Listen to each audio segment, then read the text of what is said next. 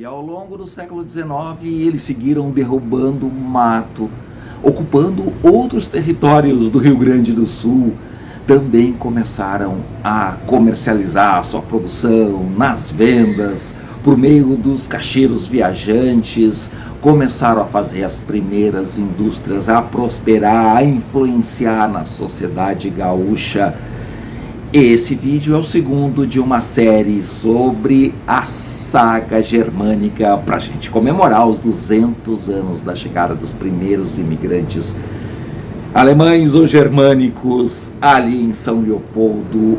Uma série como essa só podia estar aqui em Destinos do Sul, onde esse cara aqui chamado João Antônio te ajuda a desvendar a nossa natureza, a nossa história e a nossa cultura. E eu fiz um primeiro vídeo, dá uma olhada no canal, até poderia ter mais gente que tenha visto, eu vou fazer um pouco de propaganda dele. Eu sei que tem muita gente, eu agradeço, que viu um vídeo que eu fiz em 2020 sobre a imigração alemã, que eu mostro as 3 etapas principais aí da imigração. E pouca gente viu esse de 2024 que eu fiz no começo do ano, que eu falo da chegada dos imigrantes, como eles vieram lá da Alemanha, os primeiros desafios que eles enfrentaram aqui, a divisão de lotes, as primeiras lideranças que organizaram esse movimento, essa grande saga, vamos dizer assim, esse primeiro grande capítulo, que é atravessar o oceano e chegar aqui e ocupar os primeiros lotes, ir lá para a feitoria, enfim, começar a cultivar a terra, enfrentar os desafios de um mundo novo. Eles seguiram então enfrentando a mata fechada, começando a plantar, tentando comercializar o excedente entre si, sobreviver na terra. E a colônia de São Leopoldo, então, se estabelece bem, começa a prosperar, a se desenvolver.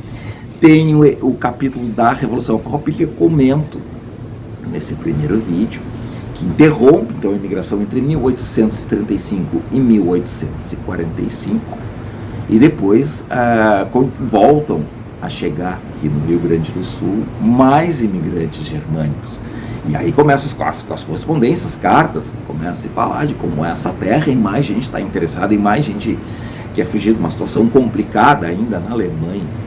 Quanto que viria a ser a Alemanha, que ela vai ser unificada, aqueles povos germânicos, só em 1870. Então, a partir de 1845, volta a ter uma grande corrente de imigração, e as colônias começam a se expandir, a ocupar outros territórios. Algumas fazendas que ocupavam terras próximas a São Leopoldo, os seus proprietários começam a se interessar em lotear elas para fazer lotes menores ou pedaços de terras menores para vender para colônios germânicos. Algumas terras então são doadas sim pelo governo, como foram as primeiras colônias, e outras começam a ser vendidas por particulares, ou seja, tem várias formas de que esses imigrantes estabeleceram aqui na região. E aí começa a ter a situação lá da colônia do Mundo Novo, onde será a futura Taquara, a cidade de Taquara. Recentemente estive ali em Nova Hartz, porque a gente está produzindo esses conteúdos, mas a gente segue andando aí pelo Rio Grande do Sul, te mostrando os lugares. E alguns eu vou pegar conteúdos antigos para ilustrar esse vídeo aqui também.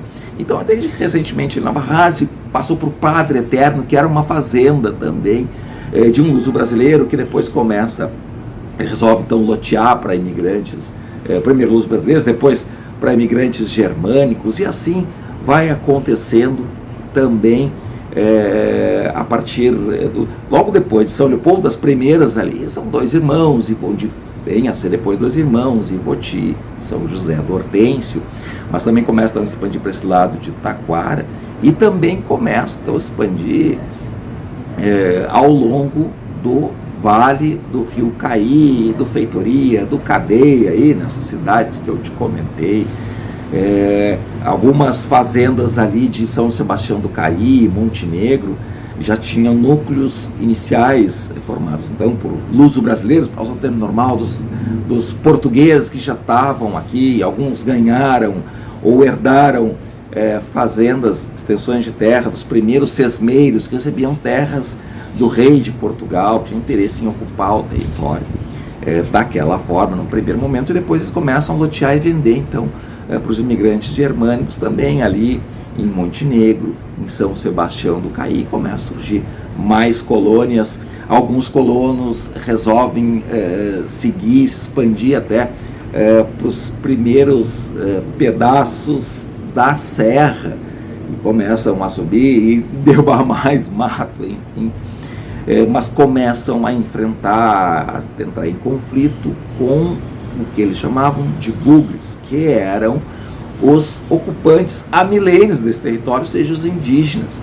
E tem várias situações e conflitos aí entre imigrantes germânicos. Eu já fiz um vídeo aí interessante sobre o sequestro da família Vesta, que foi sequestrado pelos índios, mas um dos índios que tinha relação ali, talvez tenha tido uma relação com esse sequestro, é o Luiz Bugre, que tinha sido criado, ou talvez meio sequestrado e criado por um fazendeiro brasileiro, enfim, que estava também ainda na região que já estava sendo ocupada por imigrantes germânicos. Uma história interessante dessa relação toda.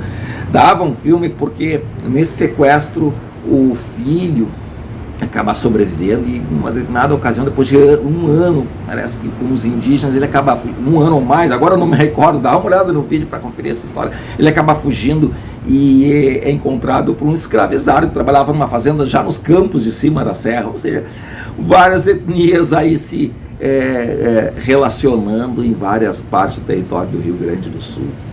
Também nessa expansão das colônias, então, nessa segunda etapa da imigração germânica. Quem viu o vídeo da imigração alemã, esse que tem bastante visualizações aí do nosso canal, de 2020, sabe que eu comentei que tem essa primeira etapa até a Revolução Farroupilha, a chegada dos imigrantes, depois uma segunda etapa, já que é considerada as colônias médias, então, e aí surge Taquara, as colônias do Vale do Caí, e também no Vale do Taquari, onde também fazendas de luso brasileiras são loteadas para a chegada desses imigrantes germânicos, que vai dar origem a cidades aí como Lajeado, Santa Clara, Forquetinha, que é um município recentemente emancipado, mas são áreas férteis do rio Forquetinha, onde os colonos chegaram e se estabeleceram ali aí ao longo do século XIX. Na cidade de Forquetinha, é bem bonita, preserva toda essa cultura germânica, essa relação cultural germânica. Eu vou deixar para vídeos mais adiante, enfim, esse legado atual. Mas hoje vamos concentrar nessa expansão das colônias, e aí vem a comercialização, que começa, como eu já te comentei no primeiro vídeo, começa a ser feita, esse fluxo de produtos começa a ser produzidos com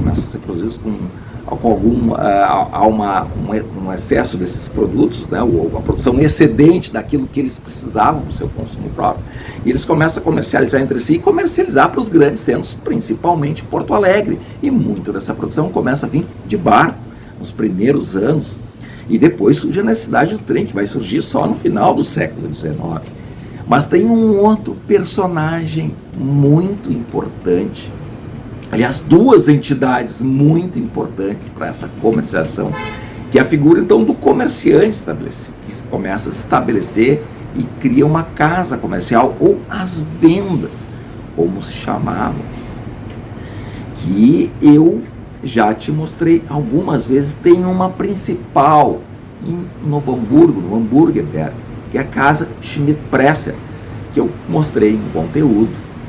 Tem toda a história dela, nem vou entrar na história de quem foi Schmidt, depois Presser, todas essas famílias se envolveram, mas é preservada como um museu autêntica, venda alemã, com seus armários altos, onde se vendia de tudo. Eu também peguei esses armários ali em Sapiranga, também tem museu, no Museu Histórico do Visconde de São Leopoldo, no Museu Histórico de Dois Irmãos também. Sempre em alguns, ou não em todos, mas alguns museus se preserva pelo menos um armário com uma variedade de produtos, tecidos, alimentos em geral, ou seja, de tudo um pouco, onde os imigrantes, eles podiam levar os seus produtos para essa venda, ou seja, batata, feijão, enfim, uma série de produtos que estavam plantando. O fumo, principalmente na região mais próxima, então, de Lajeado, Santa Cruz do Sul, uma outra cidade, mas nesse segundo momento de expansão, eles podiam, então, levar os seus produtos e comprar aquilo que eles não tinham, vinha de fora, o açúcar, os tecidos, enfim, uma série de produtos que vinham para essas vendas, trazidos por um personagem marcante também, nessa etapa da colonização que começa a surgir, se estabelecer, que é a figura do caixeiro viajante, ou Musterreiter, a expressão em alemão, que era um personagem que então trazia e levava os produtos colonos, às vezes para as vendas, trazia dos comerciantes de Porto Alegre que recebiam os produtos importados, chegados no porto, levava esses produtos até essas vendas no lombo das suas mulas, nem só pelos rios, onde tinham companhias de navegação fundadas por germânicos. Daqui a pouco eu comento um pouco mais sobre essa etapa aí. E eles traziam uma série de produtos no lombo das suas mulas, levavam as encomendas dos vendeiros, levavam dinheiro, recebiam pagamentos para trazer de volta para os comerciantes já estabelecidos na capital, muitos também de origem germânica, que prosperaram mais e não ficaram aqui na capital, muitos não foram, porque muitos imigrantes ficaram aqui em Porto Alegre, prosperaram por aqui.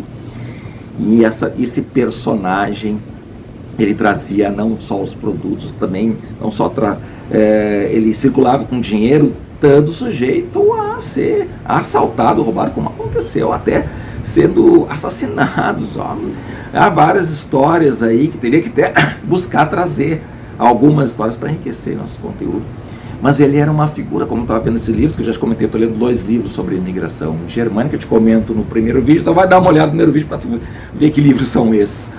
E eles eram personagens que também eram como, às vezes, dos vendedores, enfim, homenagem a todas as pessoas que seguem comercializando, são vendedores natos aí, enfim. E eles eram pessoas que chegavam conversando, trazendo notícias, trazendo novidades dos grandes centros para essas vendas, então, nos núcleos de colonização germânica. E eram pessoas que sempre tinham uma anedota ou contavam uma história, tinham várias passagens, faziam questão de ser personagens aí marcantes, vendendo a sua própria imagem. E nessas vendas muito também acontecia. Eram lugares que às vezes se realizavam bailes, festas, e às vezes o dono da venda convidava o caixeiro viajante a ficar ali, a pernoitar, às vezes na venda, oferecia pouso e também participar da festa dos bailes. E às vezes eles ficavam lá, quem sabe já buscando uma pretendente. Enfim, era um personagem interessante. Eu te mostrei algumas vendas aí em museus, e uma vez também um dos lugares que eu mostrei foi ali no interior de Ivoti, que tinha uma venda que ainda funciona, mas é um prédio bastante antigo, talvez não esteja tão caracterizada quanto o museu, mas ainda tem um bom espaço, que era um antigo salão de baile. A pessoa ali comentou e eu te mostrei nesse conteúdo. Então, enfim, também era um lugar de festas, era um ponto de encontro da comunidade, então, que começava a prosperar e fazer as primeiras indústrias. Mas antes de continuar com essa saga, é claro que eu vou te lembrar que na descrição desses vídeos que a gente faz aqui no nosso canal, eu sempre coloco links onde tu pode comprar desde passeios saindo de Porto Alegre, passeios bate-volta, até pacotes turísticos maiores que tu pode comprar pela internet. Tu também pode reservar o teu hotel, ou também tu pode entrar em contato conosco, que a gente pode montar aí um roteiro especial para ti. E nessa segunda etapa da imigração germânica, como eu estava te falando, aí na segunda metade do século XIX, os colonos começam a prosperar, alguns começam a dedicar às primeiras indústrias e também a participar da vida política, social. Enfim, nesse Nessa etapa surge a figura interessante de comentar, é o Carlos von Clausewitz, ou Karl von Clausewitz, que ele teria sido contratado aí pelo imperador para ser um militar, mas ele deserta, mas começa a propor as suas ideias em um dos jornais que começavam a circular, jornais em alemão na colônia de São Leopoldo. Muitos jornais também tinham propagandas das primeiras empresas, os primeiros produtos feitos pelos colonos, já numa urbanização já um pouco maior, as cidades começavam a ter mais movimento. E o Karl von Clausewitz escrevia notícias aí criticando o imperador. Um desses jornais foi proposto por William Hopperman, que acabou adquirindo uma gráfica e fazendo essa gráfica crescer, uma grande empresa importante de São Leopoldo, que existe até hoje. Inclusive está bem destacado os antigos equipamentos, os primeiros equipamentos aí do fim da empresa, no final do século XIX, estão ali no Museu Visconde de São Leopoldo, ou seja, um setor gráfico, umas primeiras gráficas do país, que foi muito importante, uma primeira contribuição dos imigrantes germânicos já para a indústria. E quando a gente fala em imigração germânica ou cultura germânica alemã, a gente lembra da cerveja. E eu já te comentei em alguns conteúdos aqui algumas histórias relacionadas à produção de cerveja por imigrantes germânicos e seus descendentes. Um pioneiro da indústria cervejeira foi Georg Ritter, ali na pequena cidade de Linha Nova, no Vale do Caí. Hoje município recém-emancipado, mas uma comunidade bastante antiga, onde Georg Ritter chegou para fazer cerveja. Tem uma história interessante, dá uma olhada no canal. Ele casa, tem vários filhos, depois ele casa com a mulher do irmão que ficou viúvo e tem mais filhos com ela, enfim. Alguns dos seus descendentes vão fundar outras cervejarias, a cervejaria Ritter de Pelotas, que tem um museu lá em Pelotas, inclusive estava com uma exposição que é na casa onde eles moraram, e enfim, tinha uma exposição mostrando essa primeira cerveja, falando sobre a figura de mais um outro Ritter. Agora me fugiu o nome, mas dá uma olhada nesse conteúdo, procura ali no canal. Também um outro desse outro ramo da família acaba se envolvendo na produção de cervejas aqui em Porto Alegre. Eu te contei sobre a história da cervejaria Continental, que fez um grande prédio no começo do século XX, que era uma união de várias famílias germânicas, incluindo os Ritter, que então ergueu um prédio onde hoje é o Shopping Total, mas um prédio histórico belíssimo, projetado por Theo Witherspoon, um arquiteto importante já do século XX. Depois, em outros conteúdos, eu vou falar mais sobre a história mais relacionada ao século XX. Mas eu fiz um vídeo especial sobre esse empreendedor esse ano, agora não faz muito, sobre Theo Witherspoon. E também tem um vídeo sobre a cervejaria Continental, bem interessante. Ou seja, os alemães deram muita contribuição para a indústria cervejeira do Rio Grande do Sul, um ramo importante. E muitos desses produtos eram transportados, como eu te falei, antes da chegada do trem, pelos rios do Rio Grande do Sul, porque os alemães ocuparam o Rio dos Sinos, o Vale do Rio dos Sinos, depois o Vale do Rio Caí e também o Vale do Rio Taquari.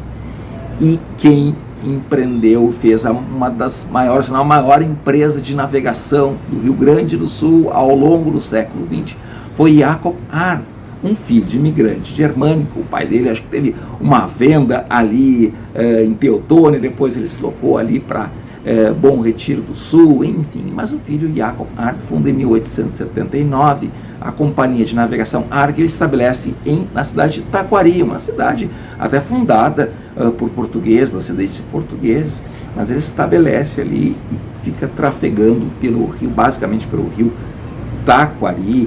Inclusive encomenda o barco pela firma de Porto Alegre, Bromberg, de outro imigrante germânico, que teria que poder aprofundar a história dele. São várias histórias de empreendedores de origem germânica.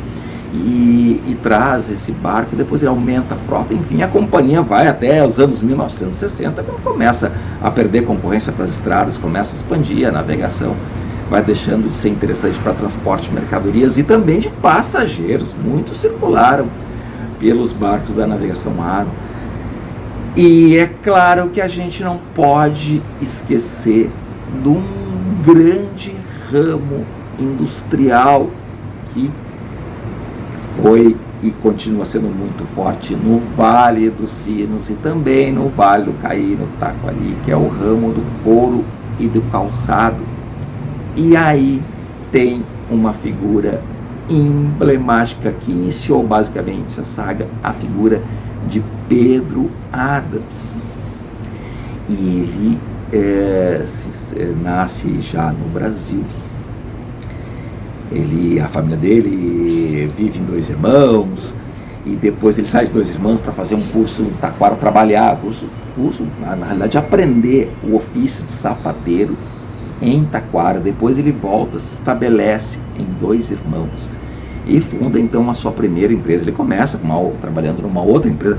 Para resumir a história do Pedro Adams, que a gente tinha que fazer aí um conteúdo à parte sobre essa figura. E ele então funda a empresa dele em 1888, na cidade de Dois Irmãos, mas com a chegada do trem, que chega em São Leopoldo, depois vai até Novo Hamburgo, então ele se muda e coloca a fábrica dele perto do trem, em Novo Hamburgo. E ainda tem o prédio lá, um letreiro, escrito Pedro Adams, que ele depois vai crescendo o negócio. Eu peguei só umas rápidas imagens, então, daí da empresa, que não existe hoje o prédio ocupado, uma instituição de ensino, mas o negócio dele vai evoluindo, ele estabelece com um outro sócio, depois com os filhos, os sócios só participam uma época, depois ele retira os seus lucros e sai do negócio, e ele estabelece a empresa já no começo do século XX, Pedro Adams Filho e companhia, já com seus filhos e com seus irmãos. Ele estabelece então ali em Novo Hamburgo, mas ele também começa a crescer. Muitos dos seus funcionários que aprendem com ele, porque ele traz equipamentos da Alemanha, dos Estados Unidos, começa a importar aí no começo do século XX, traz funcionários qualificados da Itália e do Uruguai, e que eles começam a ensinar outras pessoas o ofício de fazer sapatos. Ele também, Pedro Adams também cria um curtume ali perto da sua fábrica, e esse ramo começa a expandir, porque muitos funcionários dele, porque a fábrica começa a crescer, muitos resolvem fazer o seu próprio negócio, e para não concorrer com o patrão que ajudava financiando eles, ele também era representante de uma rede de bancos na cidade, e ele incentivava os funcionários a abrir novos negócios, e os funcionários acabavam se dedicando ao calçado feminino, já que Pedro Adams fabricava basicamente calçados masculinos. Então, para não concorrer, começaram a fazer calçados femininos, e aí a indústria começa a se expandir no Vale dos Sinos. E Pedro Adams também se torna uma figura importante. Ele vai fundar uma companhia energética, de energia elétrica hamburguesa ali em Novo Hamburgo, também de uma caixa rural para financiar aí novos negócios. Enfim, ele foi um grande empreendedor, um líder comunitário que participa. Ele vai ser um deputado provincial representando então essa comunidade que então pertencia a São Leopoldo, mas também vai participar da comissão de emancipação de Novo Hamburgo em 1927, foi um líder, ele se filiou ao Partido Republicano e foi um líder também político da cidade, também foi prefeito, se eu não estou enganado, qualquer coisa corrijo aqui. Enfim, um grande líder político, teve toda uma trajetória, e como disse, tem que fazer um capítulo à parte, mas ele foi, vamos dizer assim, um dos pioneiros dessa indústria importante do couro de calçado. Eu trabalhei uma época da minha vida com a indústria, eu sei que é muito forte nessa região, principalmente no Vale do Rio dos Sinos, ou seja, uma grande contribuição desses imigrantes germânicos, contribuíram aí em outros segmentos industriais. Poderia citar vários segmentos industriais que têm uma forte participação germânica. Citei alguns aí que foram pioneiros, começaram aqui, enfim, ou se dedicaram a outros ramos que já veio, que são produtos que vieram de outros lugares, eles dedicaram à exportação, à importação, enfim, a trazer produtos que já existiam nos lugares, a começar aqui. Não necessariamente foram os pioneiros, mas começaram em diversos segmentos industriais. Eu sei que acho que faltou falar de alguns outros tradicionais que prosperaram não só na região de colonização germânica, mas também em Porto Alegre, podia ser conservas do Oderich, Renner, que se dedicou a minha mãe sempre conta, em Montenegro, os Renner se dedicaram à indústria alimentícia, depois entraram no segmento de roupas, de tecidos, chocolates Nagbauer, os Gerdau da indústria metalmecânica, enfim, várias famílias que alguns até estão fazendo propaganda que continuam influenciando aqui no Rio Grande do Sul. Mas enfim, destaque para esses segmentos pioneiros nessa segunda parte da saga germânica, quando eles começam a se consolidar. Imigrantes, filhos de imigrantes dessa primeira leva, outros germânicos que vieram já na segunda metade do século XIX ou já no começo do século XX para prosperar e contribuir muito aqui com a história do Rio Grande do Sul.